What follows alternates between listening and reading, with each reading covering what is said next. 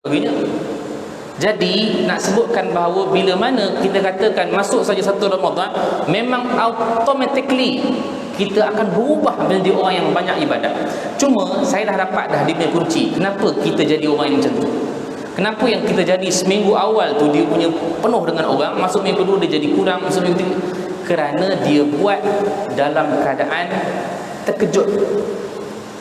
Dia bukan bermula pada satu Ramadan, tuan-tuan. Ni kunci dia sebenarnya. Kenapa dia jadi macam tu? Kenapa dia jadi setiap kali Ramadan, satu Ramadan penuh, masuk 7 Ramadan, 8 Ramadan kemuncuk? Sebab semua yang dalam keadaan dia buat amalan start pada satu Ramadan, dia pulun habis-habisan, kemudian dia stop di tengah jalan sebab dia penat. Macam kita sebutlah, bila seseorang tu belajar, dia tengok sembahyang duha Nabi pernah buat sampai 8 rakaat. Dia dengar tu semangat yang amat sangat. Dia kata tak boleh, besok aku nak sembahyang duha 8 rakaat. Tuan-tuan, agak-agak berapa hari dia buat? Satu hari tu je. Hari kedua tak sembahyang duha bang, lutut sakit pula kata dia. Alasan. Sebab dia start dengan terkejut. Dia push diri dia untuk buat 8. Apa salahnya kalau buat 2 dulu? Walaupun kita tahu Nabi buat 8. Ya, sebab kita starter, baru bermula. Jadi orang yang baru buat 2, dia boleh maintain 2. Tiap-tiap hari dia buat 2, tak apa. Setahun, 2 tahun, 3 tahun, buat saja 2. Esok dah rasa lali dengan 2, naikkan sikit 4. Naik 4 pula, 4. Rasa letih, turun balik 2, tak apa. Janji istiqamah tu ada. Tiba-tiba kita rasa sehari tak buat, dia rasa macam something wrong dalam hati dia.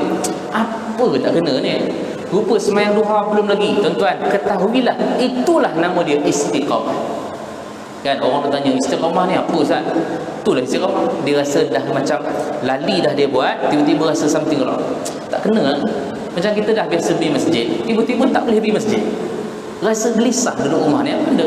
Itulah istiqamah sebenarnya. Sebab dia dah biasa buat. Jadi kita tahu dah bahawa kenapa jadi begitu. Dia start pada satu Ramadan, dia push. Satu malam Ramadan tu dia buat 20 rakaat. Witir pula, tadarus pula baca Quran. Kemudian solat pula lagi, ba'diyah, qabliyah. Dia push pada hari yang pertama, hari kedua, akhirnya dia jadi letih, hilang daripada minggu kedua.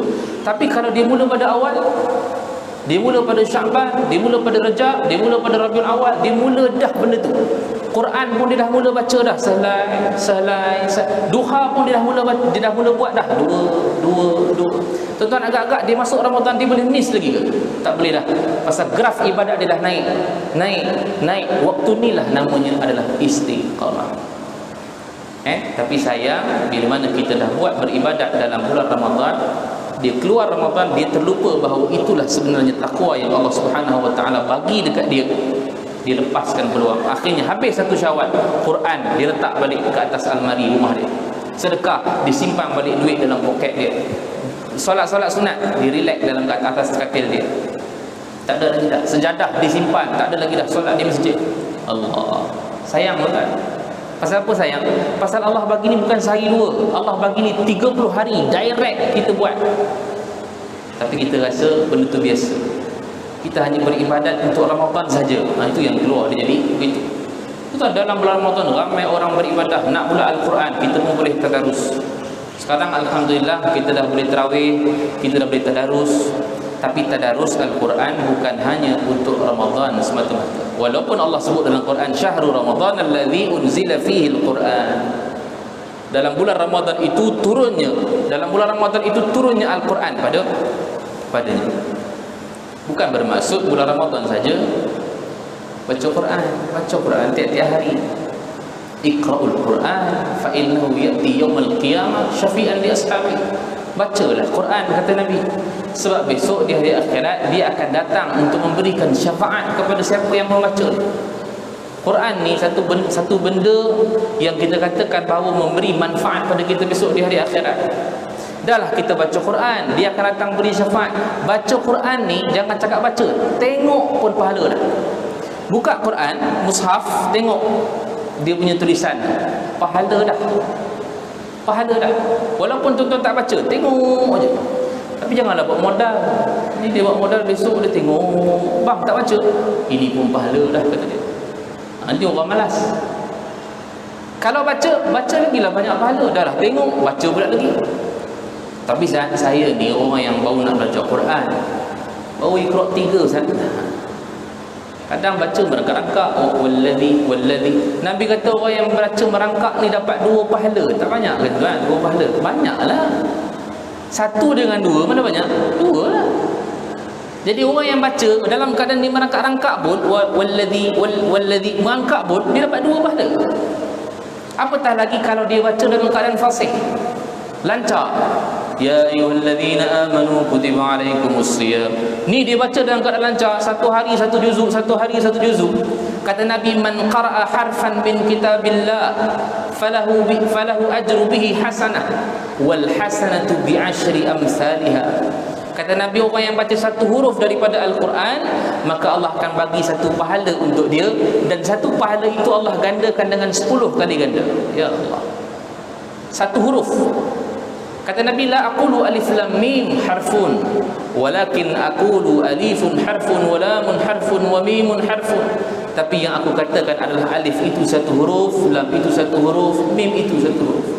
Alif lam mim 3 huruf kali dengan 10, 30 pahala. Ini pun jangan buat modal ya.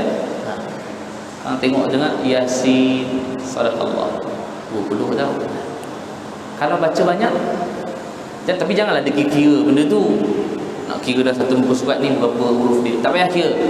Kita jangan berkira dengan Allah. Allah tak kira dengan kita. Daripada pagi celik mata sampai sekarang, Allah tak pernah berkira dengan kita. Kita tak pernah angkat tangan berdoa, ya Allah pagi tadi aku nak makan roti canai. Tak ada, tapi Allah bagi makan. Tengah hari tadi kita nak makan nasi, tak pernah angkat tangan, ya Allah bagi aku makan nasi. Ya Allah tengah hari, tak pernah, tapi Allah bagi. Bayangkan Allah tak pernah berkira dengan kita. Kalau Allah kira dengan kita, habis kita. Jadi orang yang duduk dalam bulan Ramadan sebenarnya ibadatnya dah perfect. Banyaklah kalau cerita ibadah ni, bukan saja Quran, sembahyang dia punya sedekah, ini semua dikira termasuk dalam ibadah. Ibadah dia perfect. Dan bila sebut akidahnya perfect, ibadahnya perfect. Dan yang ketiga adalah akhlak. Akhlaknya juga perfect dalam bulan Ramadan 30 hari. Sayang tuan-tuan, akidah dah bagus 30 hari, ibadah dah bagus 30 hari. Dia keluar balik Ramadan, dia tinggalkan Quran, dia tinggalkan sedekah, dia terlupa bahawa dia telah menjadi orang yang bertakwa. Akhlaknya pun bagus dalam bulan Ramadan. Hati kita bersih tuan-tuan. Macam mana pula hati kita bersih tuan? Pasal kita menahan makan. Dalam bab tasawuf, kalau tuan buka dalam kitab tasawuf, antaranya Penawar Bagi Hati Syekh Abdul Qadir Al-Mandili, dia mula-mula sebut tentang sifat mazmumah ialah berkaitan dengan syarhut ta'am, loba atas makanan. Maknanya banyaknya makan. Bila banyaknya makan, disebutkan pada awal tajuk, lepas tu baru dia cerita tentang tajuk-tajuk yang lain ni, sifat mazmumah yang lain ni, sifat terkeji yang lain ni, marahnya, dengkinya, riaknya, ujubnya, takaburnya. Kenapa dia letak bab makanan dulu pada hadapan? Tuan-tuan, ulama ni cerdik kan, bukan main-main. Ulama ni dia bijak, susun tajuk pun kita dah tahu. Sebab orang yang menahan lapar ni ataupun menahan makanan ni, dia tak makan banyak, dia akan mengawal hati dia daripada melakukan dosa-dosa maksiat. Dia orang yang menahan makan, maka tidak ada sifat marah. Orang yang menahan makan, dia tidak akan ada sifat dengki. Orang yang menahan makan, dia tak ada sifat takabur, riak, ujub, tak ada. Tapi cuba bayang kita sebelum Ramadan, satu hari makan berapa kali? 6 kali tu kan, satu hari kita makan. Saya tolong kira kan, pagi makan sekali, pukul 10 makan sekali, tengah hari makan sekali, petang gang makan lagi, malam gang makan, tengah malam sebelum kita nak tidur makan lagi. Dia panggil supper. 6 kali makan. Tengah tidur barangkali mungkin makan, tak sedar je tu 7 kali makan. Tapi dalam bulan Ramadan, Allah bagi kita makan sehari sekali saja. Bukan 2 ke Ustaz? 1. Buka 1, sahur 1. Itu saja. Moreh tak campur sebenarnya. Yang ada buka dengan sahur saja. Moreh itu tambahan. Jadi kalau kita faham yang ini, sebenarnya duduk dalam Ramadan, hati kita bersih dah. Hati kita tak ada dengki pada orang.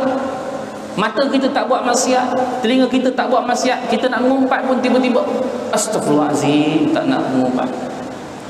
Tengah start nak mengumpat tu, astagfirullah, dia tepuk mulut dia. Hei, tak nak mengumpat, batal pahala puasa. Dia tahu. Sebab itulah akhlak kita. Tapi berapa ramai yang lepas daripada keluar Ramadan, dia terlupa dah bahawa dia itu adalah akhlak yang tepat dia pernah bawa selama 30 hari. Sebab dia tak tahan makan lagi dah, puasa tak ada lagi dah. Sebab itu puasa antara amalan yang paling terbaik, yang mana kita boleh mencorakkan hati kita. Subhanallah. Ini satu bentuk yang saya nak sebutkan sebelum mana saya habis lagi 2 minit ini, menunjukkan bahawa tuan-tuan, kita masuk ke dalam bulan Ramadan yang Allah sebutkan la'allakum tattaqun. Sebenarnya itu adalah pencorakan kita punya ibadat, kita punya akidah, kita punya akhlak. Itulah sebenarnya kehidupan orang-orang yang beriman dan bertakwa. Kalau kita sedar yang ini, tuan-tuan akan hargai, kita semua akan hargai bila mana kita masuk ke dalam bulan Ramadan yang bakal tiba lagi 3-4 hari ini, supaya kita sayang yang Allah Subhanahu wa taala nak bagi. Allah sebenarnya sayang kita, enggak? Allah tak nak bagi masuk kita dalam api neraka Allah. Tapi siapa yang nak masuk ke dalam api neraka Allah? Kita sendiri.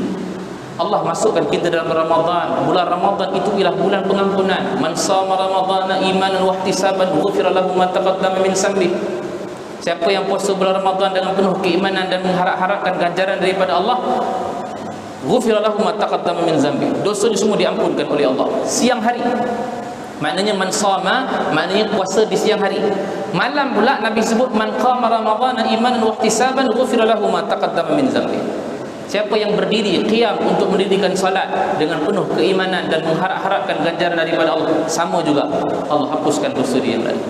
Dalam bulan Ramadan ada satu malam yang sangat berharga, iaitulah malam Al-Qadar. Taharrau lailatul qadri, kata Nabi. Cari malam Al-Qadar itu pada 10 malam akhir di bulan Ramadan. Kerana malam Al-Qadar ini sangat baik dan sangat lebih baik daripada 1000 bulan. Kira-kira 1000 bulan 83 ataupun 84 tahun. Kita pun mungkin tak sampai 80 tahun hidup. Tapi kalau kita dapat malam Al-Qadar, subhanallah, kalau ketika itulah kita beramal saleh dan ibadat, ketika itulah Allah gandakan ibadat kita selama 80 tahun. Subhanallah. Semoga Allah memberikan kita rezeki untuk masuk ke dalam bulan Ramadan yang bakal tiba. Semoga Allah berikan kita kesihatan yang baik untuk terus beribadat dalam bulan Ramadan dan beramal saleh yang banyak. Mudah-mudahan Allah terima amal ibadat kita, dan mudah-mudahan Allah terima taubat kita sebelum kita masuk ke dalam bulan Ramadan, sekaligus Allah masukkan kita ke dalam syurga Allah Subhanahu wa taala. Jadi saya cukup sekadar itu dulu. Kita ada program yang lebih kita panggil sebagai lebih dahululah kita nak berikan selepas daripada ini untuk serahan sumbangan kepada surau-surau. InsyaAllah kita jumpa lagi pada masa akan datang. Wallahu a'lam.